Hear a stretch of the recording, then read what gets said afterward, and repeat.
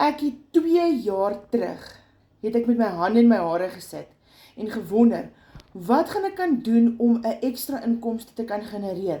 Want ek het toe al begin worry oor 2026, waar my kleindogtertjie volgende jaar skool toe gaan. En hoe gaan ek 2 kinders se skoolfonds kan betaal met 'n klein salaris?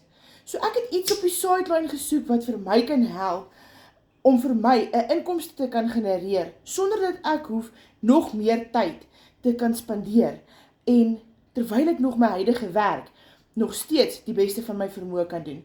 So toe kom ek op die Legacy Builder program af Maart 2025, na 2 jaar se gesoek.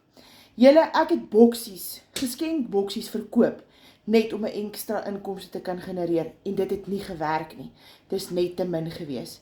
So as jy meer wil weet hoe ek my side hustle doen, komment ja en ek stuur vir jou die link tot die gratis blueprint.